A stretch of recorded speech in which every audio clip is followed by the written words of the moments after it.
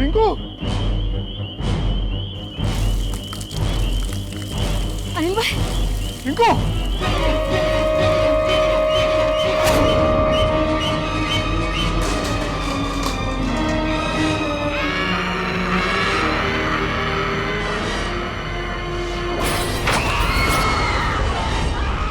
रिंकू क्या करी बेटा?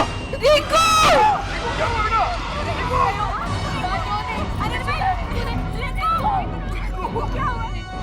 रिंकू उस समय एकदम डरावनी और विचित्र लग रही थी।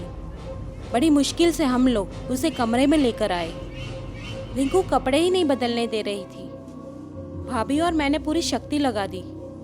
इसी बीच अनिल भाई ने डॉक्टर को फोन किया।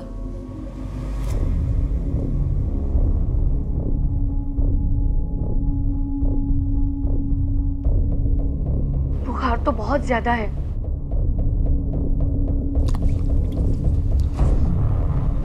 कुछ जलने की बात आ रही है। हाँ, कुछ चमड़ी जलने जैसी आवाज आ रही है।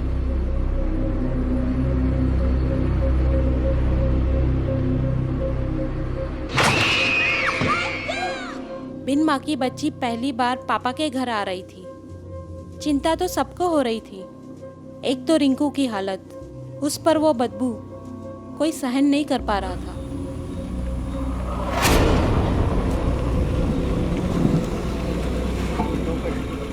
आइए डॉक्टर साहब।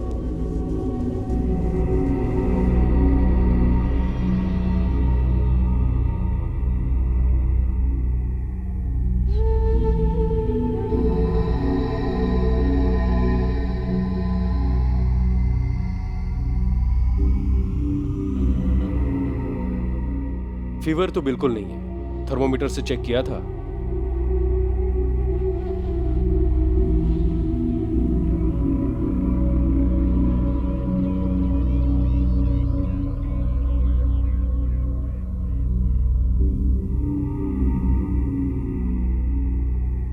शरीर तो बिल्कुल ठंडा पड़ा है। शायद ट्रैवलिंग और थकान की वजह से थोड़ा फीवर आ गया होगा।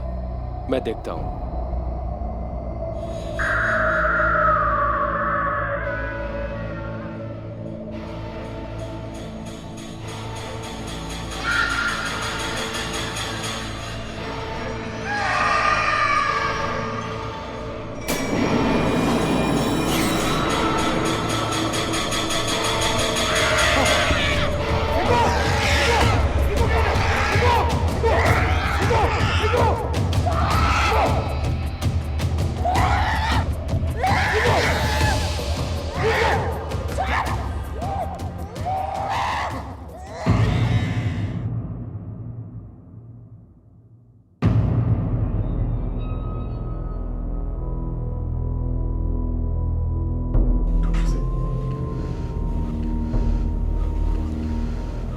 डॉक्टर होने के नाते यह बताना जरूरी है कि रिंकू की मानसिक स्थिति ठीक नहीं लग रही है। शायद अपनी मां को खोने के सदमे से वो बाहर नहीं आ पाई है। बट डोंट वरी, मैं कल डॉक्टर सिन्हा से बात करके कल सुबह के लिए सिटी हॉस्पिटल में तुम्हारा अपॉइंटमेंट फिक्स करता हूं। तू जय आओ जय, अने घबराओ नहीं। मैंने उसे नींद का इंजेक्शन दे दिया है। मैं रिंकू की हालत समझ नहीं पा रहा था। डॉक्टर ने कहा कि लड़कियों की इस एज में हार्मोनल चेंजेस होते हैं और इसी वजह से इस तरह की स्थितियां पैदा हो जाती हैं। लेकिन मैं डॉक्टर नहीं, पापा था उसका। डॉक्टर की बात मानने को बिल्कुल मन राजी नहीं था। मैं बहुत ही घबरा गया था।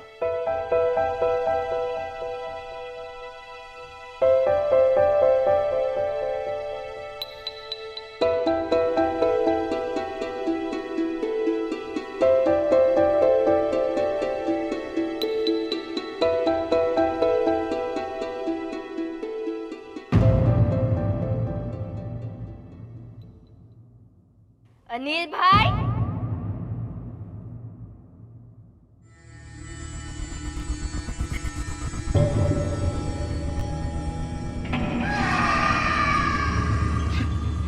रिंकू बेटी, बेटी नहीं, હું તારી બેન છું. ભૂલી ગયા મને?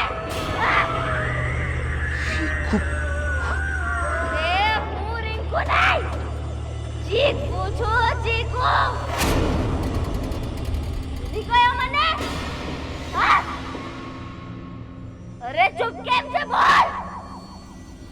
ना तो बोल तो बोल। माँ माँ माँ माँ माँ माँ। वो बात सुनकर मेरे पैर के नीचे से धरती सरक गई थी। डर की वजह से मेरी आवाज भी नहीं निकल रही थी।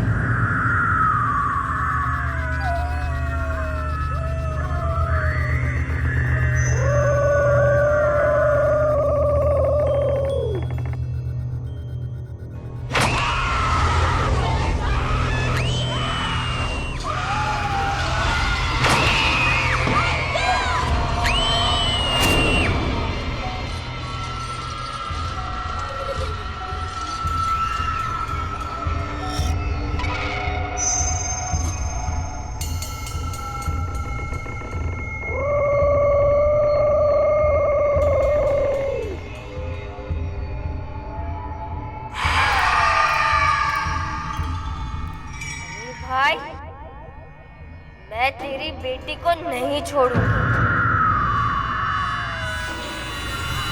जो हाल मेरा हुआ था, वही हाल मैं तेरी बेटी का करूंगी। रिंकू, मैं रिंकू नहीं चिकू हूँ।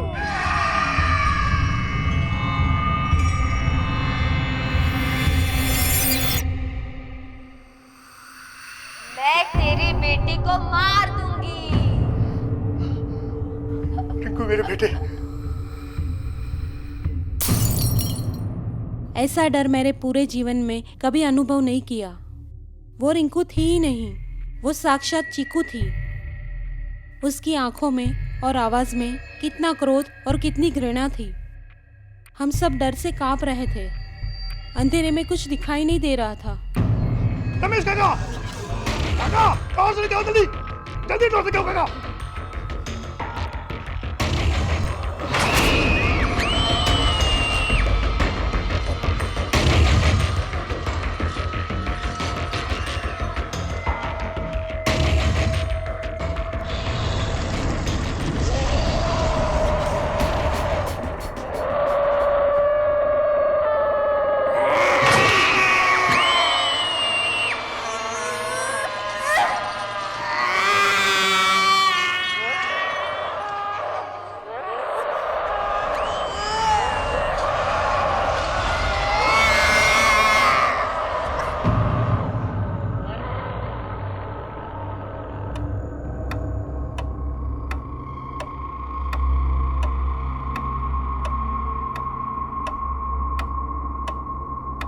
मैंने चीकू के बारे में पति से सुना तो था, मगर चीकू प्रेत बनकर रिंकू पर सवार हो गई है, ये देखकर डर के साथ कई सवाल मेरे मन को जकड़ रहे थे। पर वो समय कुछ पूछने का नहीं था।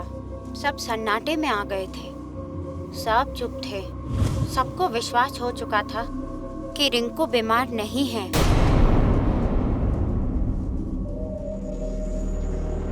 गुरुजी मेरी डिग्री को बचा लीजिए।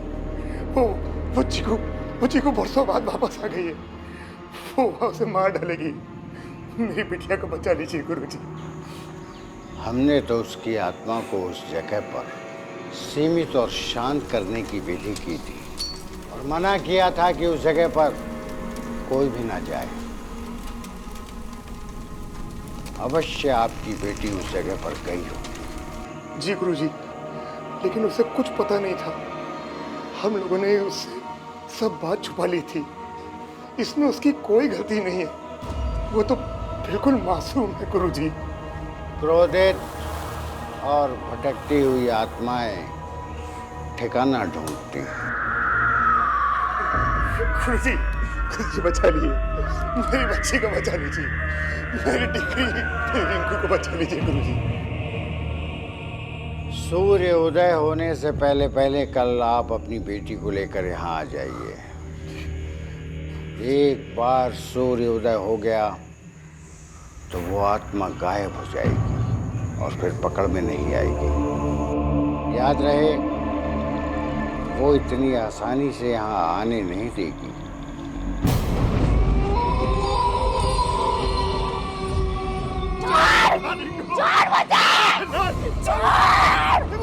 चोर बचा! खूनी मुझसे छोड़ मुझे, छोड़ मुझे, छोड़, छोड़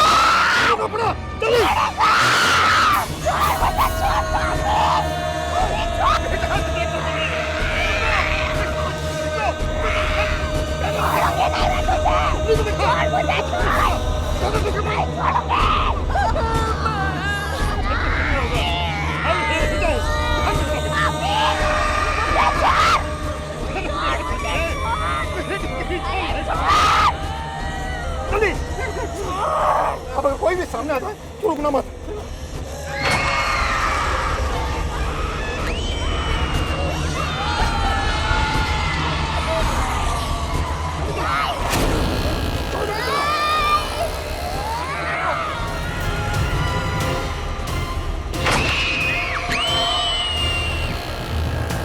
मेरे पति रिंकू को लेकर गुरुजी के पास रवाना हो चुके थे, पर मैं ये सोच सोच कर डर रही थी कि रास्ते में क्या क्या होगा।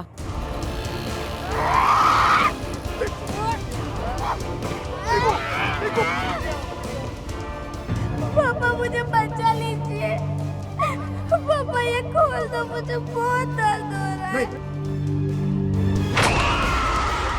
नहीं काका, इसे मत खोलना। गुरुजी ने सचेत किया, इसे बिल्कुल मत खोलना। मुझे पापी, तुझे क्या लगता है मुझे तेरे पापों की सजा नहीं मिलेगी? मैं तेरी बेटी को मार दूंगी।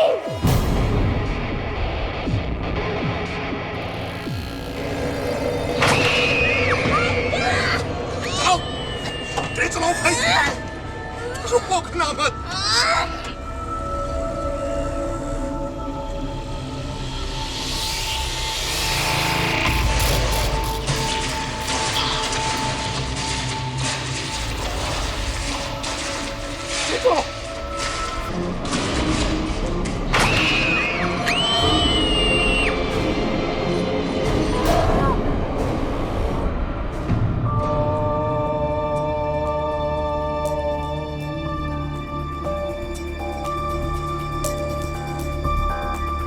पंडित,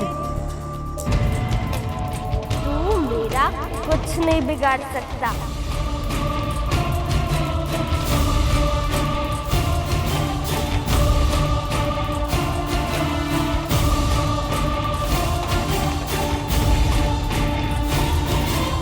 गुरुजी को देखकर जहां मेरी हिम्मत बढ़ी, वहीं रिंकू आपे से बाहर हो रही थी।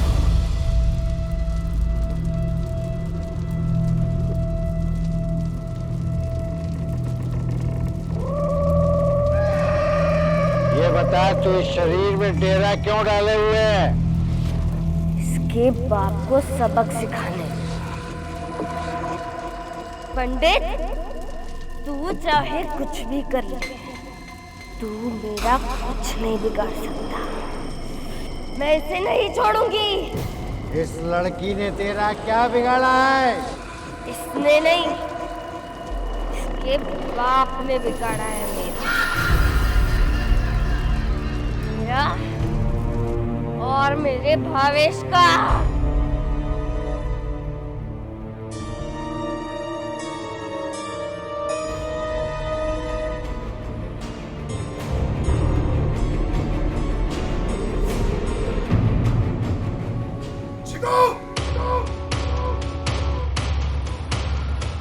मना किया था, समझ नहीं आती तुझे, समझ नहीं आती।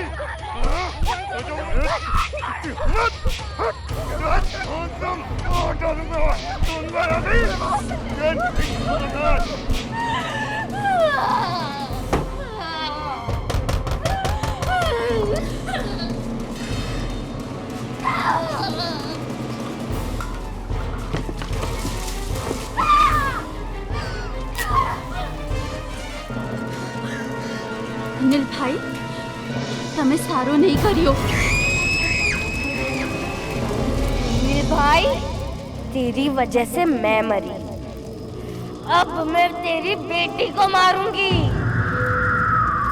आत्महत्या करना पाप है।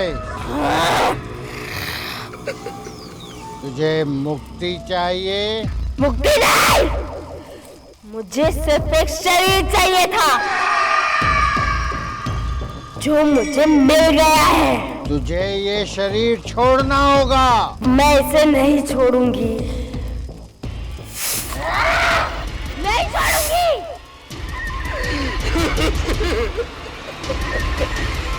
पंडित, मैं इसे नहीं छोड़ूंगी। छोड़ना होगा। नहीं छोड़ूंगी। ओम।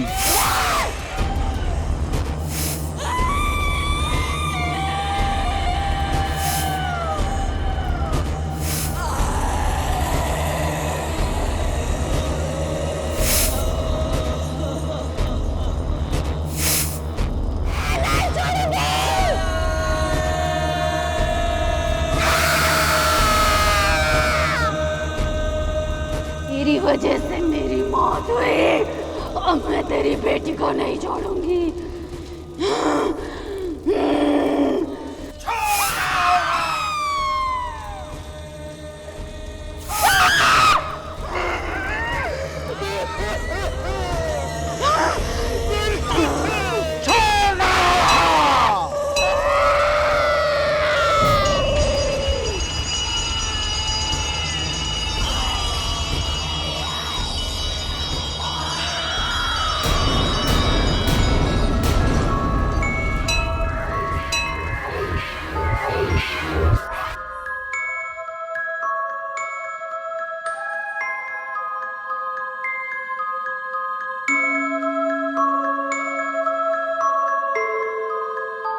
उस समय मेरे साथ क्या हुआ मुझे कुछ याद नहीं। पापा ने मुझे नींद से जगाया तो मेरा बदन दर्द से टूट रहा था। पापा की आंखों में भी आंसू थे। अकाल मृत्यु में आत्माओं की मुक्ति नहीं हो पाती, और यदि वह आत्महत्या हो तो आत्माओं की मुक्ति होना काफी मुश्किल हो जाता है और वह उस स्थान के साथ जुड़ी रह जाती है। इसे हम अर्थबाउंड स्पिरिट्स के नाम से जानते हैं। रिंकू की बुआ एक माध्यम ढूंढ रही थी जिससे वो अपने घर वालों को बता सके कि जो भी उसके साथ हुआ अच्छा नहीं हुआ। रिंकू की बुआ की आत्मा को एक मौका मिला कि वो रिंकू को माध्यम बना के उसके पिता तक ये बात पहुंचा सके कि उसके साथ कितना गलत हुआ है। जब तक ये संसार रहेगा, ये परंपरा रहेगी, तब तक प्रेत की आयु 10,000 वर्ष होती है और वह 10,000 वर्ष चीकू वहीं प्रेतत्व को प्राप्त होकर के शतगतिशील रहेगी। उसकी सदगति केवल महानारायण बलि, गया श्राद्ध और श्रीमद् भागवत कथा श्रवण से होगी, जिसके पश्चात उस स्थान पर कोई भी जा सकता है, कुछ भी कार्य कर सकता है, घर मकान बना सकता है, सुखी जीवन व्यतीत कर सकता है। मेरे साथ जो भी हुआ उसकी याद भले ही ना हो, पर उसका एहसास आज भी मेरे दिल को सहमा देता है। मैं फिर अहमदाबाद अपने घर कभी नहीं गई। बड़ा मन करता है दादी, प्रीति बुआ और मम्मी से मिलने का, पर फिर गुरुजी का आदेश याद आ जाता है। For more updates, subscribe to our channel, click the show links and enjoy watching the videos.